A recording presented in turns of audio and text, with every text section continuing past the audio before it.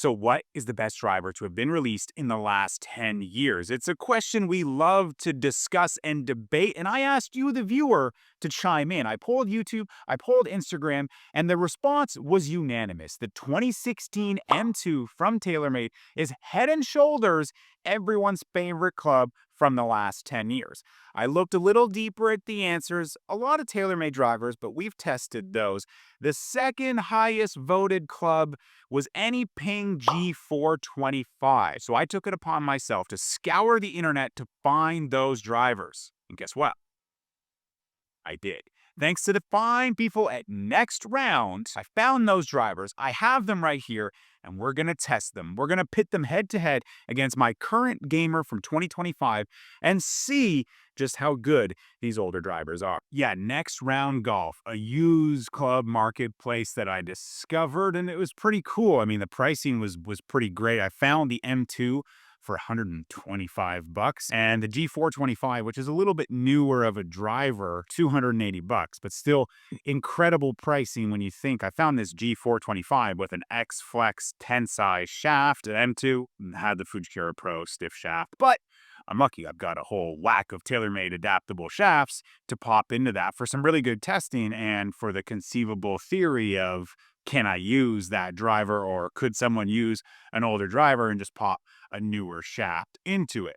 One thing that's really cool about NextRound that I noticed different to a couple other used marketplaces that I found, you have pictures of the actual club. It's just not like the stock website picture of the club. Nice packaging, definitely a cool experience there. Like I said, kind of knew what to expect, what these clubs would look like, the conditions of the clubs when I was looking at the pictures online, and the conditions were really, really good. Get that out of here. I mean, the M2, this is from 2016. This is in good shape. It's a 10.5-degree head, so obviously I'm going to have to bump it down if I were to really dial in the testing or potentially play with it. But good condition, and for 125 bucks, if it's as amazing as people say it is, that's incredible, because contextually, I've never hit an M2 in my life. Even as a former TaylorMade Canadian Tour Mini Tour player, I played the M1. The G425, I hit a Ping for the first time last year. The G435 LST or LS. This is the 425 Max, 9 degrees, X-Plex shafts, but it's 43 inches. And it said so on the website. I was aware of that, but basically it's got a 3-wood shaft in it, which is like cool, kind of like mini driver vibes. Still gonna hit it with this, but unfortunate. My next door neighbor is a really good player. He has a Ping driver with a Ventus Black. So I'm going to pop that Ventus Black in this. I'm going to pop a Ventus Black in the M2. And I've got my Cobra DS Adapt LS with a Ventus Black. So we're going to compare these three drivers and see kind of the numbers we get relative to the price tag of these drivers. This is kind of just a data heavy video, a numbers heavy video. There's no real opinion or anecdote or going and playing with it. Let's just test them. 10 shots, no cleaning up. Let's see how these clubs perform. I had to start with the M2. I mean, come on. Everyone has told me I needed to hit an M2. So I started with the M2, not the Fujikura Pro. I put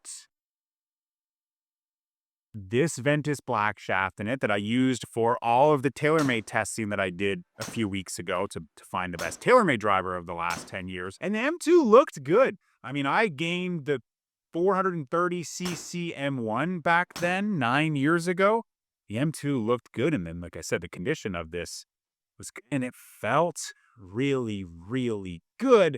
But the mishits definitely doesn't have the forgiveness that we've grown accustomed to in 2025. If I hit it low heel, it spun like crazy out to the right. If I hit it high on the face, it spun like nothing and just knuckles. So I was experiencing spin as high as 3,300 and as low as 1,300, which is fine. It's kind of what you would expect. It's playable to an extent, but it's certainly not on par with what drivers are doing nowadays, with just how refined they are across the face to control spin relative to strike location. You see it in the flight here. The flight kind of goes from low left to high right, pretty varied. I like to see just kind of this, and I want my miss to be a little higher floater to the right. I don't want a low left miss. So the forgiveness definitely lacked, but the speed and pop and numbers were really, really good. Like we're seeing ball speed kind of in the high 160s, close to 170. And that's what I did see with almost all TaylorMade drivers I tested a few weeks ago. Definitely the newer ones were seeing higher ball speed. But for a 9-year-old driver, the ball speed is pretty close to what I experience these days. But when I mishit it, when I hit it high on the face or towards the toe, the ball speed just falls right off, kind of in line with the spin. The overall distance doesn't really change too much because it is kind of like that knuckleball, but it's not as playable as what I would want in a driver nowadays. And kind of along those lines, we see a big jump in carry. If I really popped it well, I mean, I smacked a few carrying at 310, but I also had 276 because that's that low one. So we just see kind of a bit of everything, but gosh, it felt awesome. For $125, that's this set. Let's hypothetically say you just found it for 125 bucks and yeah, you throw a $300 shaft in it. For a $450 driver, pretty solid, definitely not as forgiving as stuff nowadays. So second, I hit the DS Adapt from 2025. I didn't want to skew it where I hit my driver last as like the loosest, the freshest, whatever, like the most warmed up. But if we look at the pattern, the shot pattern here, it's what I've dialed the DS Adapt for me to do, just to kind of hit a fade for me. I will pull it from time to time, and you see a couple that do go a little on the left side of the line, but they don't do this. They didn't dive left. They're just pulls. They kind of hold their line. And if I catch it on the heel, as I did a few times with each club, it just high end spins out to the right. But that's exactly what I want out of this driver. I want that forgiveness and that predictability, and that's how I had it fit. Numbers wise, it's a little bit tighter. With M2, we saw a range of kind of everywhere in terms of carry, in terms of spin, ball speed. This driver, we see just tighter numbers across the board. The carry is really, really steady. 2 drop down, but those were like the high spinners. They weren't the low knuckleballs to the left. And those high spinners, we go 3,003 on one, shortest carry, but then the lowest spin is like 1,800. So we see 1,200 RPMs range of spin versus like 2,000. And those 2 lower spinning ones with the Cobra were just hit high on the face, not high toe, just high on the face. So it was actually kind of a really good miss in terms of strike. Just really, really fast, consistent. The ball speed definitely inches up a little bit.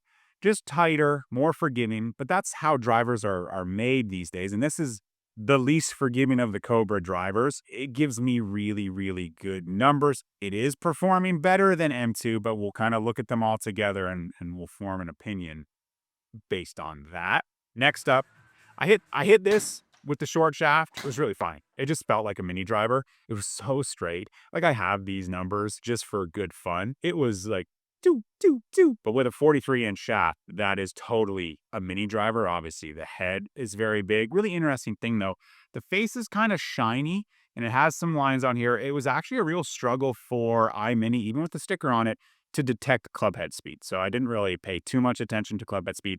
I knew the club head speed would be lower because it was a shorter shaft. Yeah, it's carrying like, it was impressive. It was really, really impressive. But like I said earlier, I was lucky. My next door neighbor has a Ping driver with a vented shaft. So I grabbed that, a little more forgiving. When you hit it on the heel, it did what I thought it would do. When I hit it higher to the toe, it did what I thought it would do. I could draw it, which was interesting. Not really if I wanted to try to draw it, but it was able to draw if I was a little late on it and released it. Numbers wise, again, it really struggled to pick up the club head speed. Carry is good. It's a driver, the max head, that's kind of designed for forgiveness. So it's not really designed for max ball speed, max distance. Kind of jumping all over a little bit with spin appropriately. Low heel, spun a lot. Higher on the face, kind of knuckled down.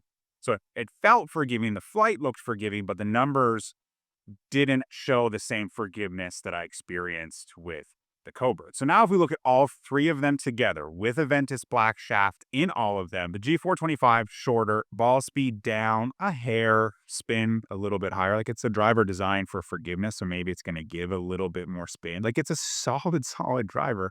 And for $280, $580, not bad. I can see why people loved this driver and still love this driver. I mean, even Victor Hovland won on tour with the LS version of this driver. It's a very popular driver, and it's probably still in a lot of people's golf bag, but it definitely is kind of third on the list of these three. So we can really narrow in on M2 and DS Adapt. Obviously, DS Adapt more yards in the air because we just saw tighter yardages, tighter spins, tighter everything. M2, we had low ones, we had high ones relative to where I hit it on the face. DS Adapt, a little bit more ball speed. Spin numbers are just more appropriate with DS Adapt. Spin numbers averaging 2,000 with M2, that's low, but if you think about it, that went anywhere from 33 to 13. The average is kind of right in the middle. Now the question becomes, as they're set up, as I tested them, the M2, let's say, is $450, Ping $580, and this is a $900 driver as, you know, as it's set up. What's the trade-off? Where's the value? Like, a lot of people comment, like, new ones are just marketing, like, you don't need new drivers. I agree to an extent, but I also want to rebuttal with Apple, Samsung, they release a new phone every year. You don't need a new phone every year. You're probably going to get a new phone every 2 to 3 years. You want the phone to improve upon in those 2-3 years so that when it comes time for you to get that new phone, it's faster, it's cooler, all of those things. You want that to happen with driver technology too. So instead of saying it's just marketing, it's just trying to make you don't need to buy a new driver every year. You want to get a driver that performs really, really well for you for an extended amount of time, and that when it comes time to get a new driver, the stuff that's out there, when fit to you, when tested, when fit, is going to perform better than what you were using, especially on the bad ones. Hit all three of these perfect, you're not going to tell a difference. The mishits across all three, it's apparent the newer driver performs better on the mishits. If money is an issue, well then, obviously, stick with what you got, you know. If it ain't broke, don't fix it. If you want to find something of good value on a used marketplace, like a NextRound, you have options. But also on NextRound, I looked on their fine print. If it doesn't work for you, you can return it. So it's kind of like you want to get an older driver, like $125. If you have shaft options, you can dial this in. But you're not going to go to a club fitter and try to like retrofit a 9-year-old driver. I think that's kind of silly, but you could get this. Doesn't really work. You could return it and try something else. Like there's a lot of great drivers that have been released in the last 10 years.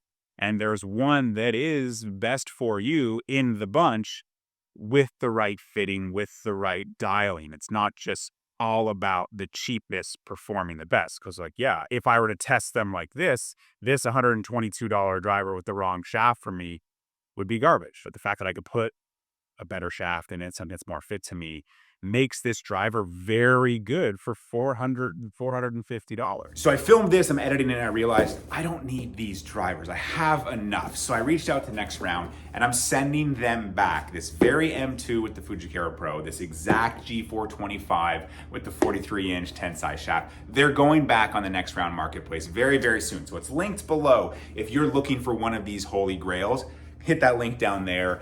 Check them out. Maybe you can grab this exact one that I tested or anything else on NextRound. So yeah, thanks NextRound for making this a cool thing for us. You don't have to get a new driver every year. There's so many great used drivers out there, and there's great used club marketplaces where you can test, refine, and pick something that fits your budget, fits your performance, fits your expectations. You want something that's going to perform really well when you hit it well, but you want something that's going to kind of keep you in the short stuff or between the trees or out of the water when you hit it bad. So for me, obviously, I'm fortunate. This thing's performing so well for me, but I could play with any of these drivers, and I could see why so many people love these drivers from yesteryear because they performed so well 9 years ago, 4 years ago.